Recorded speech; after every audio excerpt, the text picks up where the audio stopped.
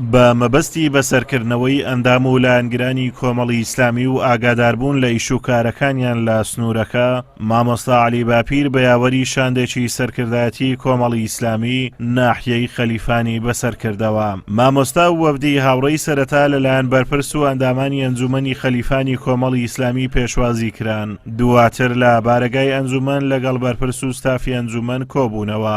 لە کۆبوونەوەکەدا مامۆستا عەلی باپیر چەند ڕێنمایی و ڕاستپاردەیەکی پێویستی ئاڕاستەی ئامادەبووان کرد لە پێناو بەرەو پێشبردننی کار و پرۆژەی ئیسلامی و ئەجێندای سیاسی کۆمەڵی ئیسلامی لە سنوورەکە. هاوکات بەرپرسی ئەنجومەن سوپاسی مامۆستا عەلی باپیر و شاندی یاوەری کرد و سەرنج و تێبینی خۆشی بە مەبەستی برەودانی زیاتر بە کار و چالاکیەکانیان خستە ڕوو. دواتریش هەر لە چوارچێوەی سەردانەکەی بۆ خەلیفان کۆڕێکی جەماوەری لەلایەن ئەنجومەنی خەلیفانی کۆمەڵی ئیسلامی بۆ مامۆستا عەلی باپیر ساز کرا. تیایدا ژمارەیەکی بەرساو لە مامۆستایانی ئاینی شارەدەی خەلیفان و خەڵکی ناوچەکە ئامادەبوون. لە بەشێکی وتارەکەیدا مامۆستا عەلی باپیر تیشتی خستە سەر ڕۆڵ و پێگەی زانایانی ئیسلامی لە ئاڕاستەکردنی کۆمەڵگە و ڕێگری لە هەر پیلانێک کە دژی دین و ژینی میلەتەکەمان بگێردرێت. دەبێ وریابن لە شوێن کەوتنی حیزبە عەلمانیەکان، ئەو حیزبانەی کە غەیری قورئان و سونەت بەرنامەیانە، نابێ شوێن وان بکەون. باشە تۆ لەگەڵ لایەنێکی ئیسلامی دانی مەبەقەی ناکە لە ماڵ خۆت بە باشە، بەڵام نابێ ببێ پاشکۆی حیزبێک کە بڕای بە بەرنامەکەی تۆ نییە.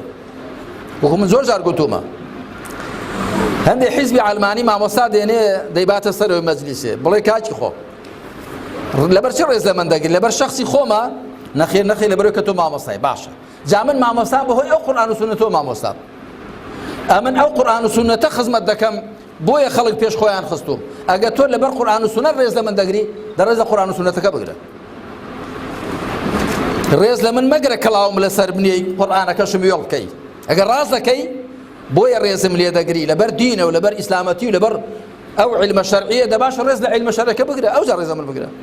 ئەمن خۆم خزمەتکاری قورئان و سونەتم. دەی مامۆستا ئاوا بڵێ دەبێ کەسێک سەرۆک و بەرپرسی موسڵمانان بێ کە لەسەر میبەرەکەی پێغەمبەر عەلەیهی سەڵات وسەلام لەوێوە ئاڕاستەیان بکە، ئایەتی خۆیان بۆ بخوێنێتەوە، فەرمایشتی پێغەمبەریان بۆ بخوێنێتەوە عەلەیهی سەڵات وسەلام، و دەبێت لە میحرابەکەی پێغەمبەرجا پێشنوێژیان بۆ بکە. ئەمما بابایەکی نوێژنەکەری چاونەشۆر ئەگەر خەڵک هۆشیار و وریابێ ڕازی نابن پێشیان کەوێ و کاروباری دنیان بۆ هەڵسوڕێنێ. کاروباری دنیای موسڵمانان دەبێ بە هەوێنی قورئان و سونەت و بە هەوێنی وحی و شەریعەتی خواوە هەڵسوڕێندرێ، ئەگەنا شەرعیەتی نە ڕەوایەتی نییە. بەڵام چ لە وەزعی موسڵمانان دەکەی کە بەو شێوەیان لێهاتووە کە دەیبینی. هەر لەو کۆڕەدا مامۆستا عەلی باپیر دووپاتی نەفسیەتی بەرزی زانایانی ئیسلامی کردەوە. وتیشی نابێت مامۆستایانی ئاینی خۆیان بە هیچ شتێک بگۆڕنەوە، بەو پێی ئەوان میراتگەری پەیامبەرانن. صفەتێکی دیکەی زۆر پێویست بۆ ئەهلی مینبەر و میحراب بریتێ لە مەبدەئی بوون و خۆراگر بوون. مەبدەئی بێ ئەو پرانسیپ و مەبدەئانەی کە لە پەیامی خوا وەریگرتوون لە قورئان و سونەت بە هیچ شتێکیان نەگۆڕێتەوە.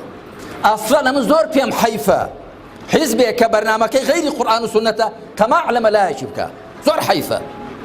مەلایەکە لەسەر مینبەری پێغەمبەر دەوەستی عەلەیهی سەڵات وسەلام، لە میحرابەکەیدا دەوەستێ حیزبێک کە بڕای بە قورئان و سونەت و بڕای بە مینبەر و میحراب و بەو کەسەشنێ کە مینبەر و میحرابی داناوە کە پێغەمبەرە تەماعی تێ بکە بیکڕێ.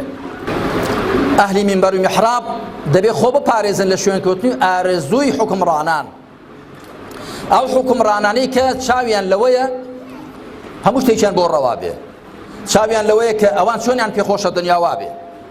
جێگەی ئاماژەیە ئەم بەسەرکردنەوەی ئەمیری کۆمەڵی ئیسلامی و وەفدی یاوەری مای ستایشی ئامادەبوانی کۆڕە جەماوەریەکە بوو کە لە مامۆستایانی ئاینی و بەشێک لە هاوڵاتیانی سنووری ناحیەی خەلیفان پێک هاتبوو. ئازادۆمەراوەی کەناڵی ئاسمانی پەیام، ناحیەی خەلیفان.